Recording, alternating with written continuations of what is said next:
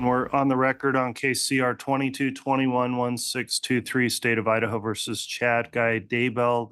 Aliases, evil spirits, and affairs were the focus of Chad Daybell's trial today. Welcome to the News at 4. I'm Morgan Romero. Joe and Brenda have the day off. Chad Daybell is accused of murdering and conspiring to murder his first wife, Tammy Daybell, and two of his current wife, Lori Vallow Daybell's children, JJ Vallow and Tylee Ryan. Trial picked up this morning with FBI tactical specialist Nicole Heidemann going over Daybell's internet searches. Heidemann got involved in the missing children's case, which expanded to include the death of Lori's fourth husband, Charles Vallow.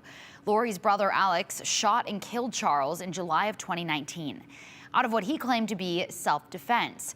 Heidemann went over a summary of Daybell's internet search history beginning in October of 2018.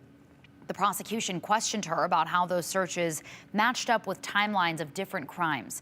Some searches of interest were around a Ned Snyder. Heidemann said she learned through reviewing phone data and police reports that Lori referred to Charles, her husband at the time, as Ned Snyder, or a variation of the name. And then there's also one on there, bodies possessed after original occupant dies. What was it about that stood out to you?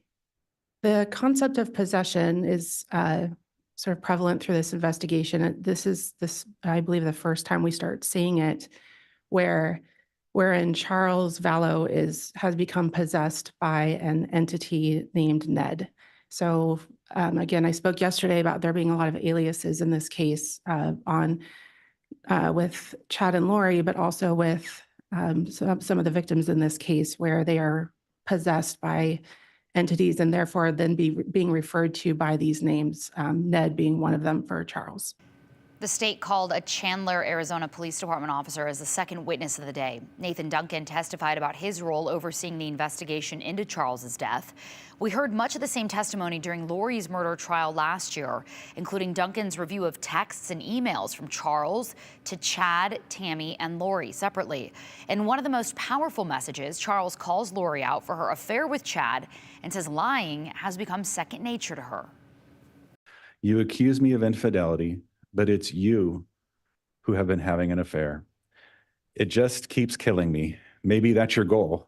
How can you live with yourself destroying our life, Mel and Brandon's, probably Mel and Brendan too.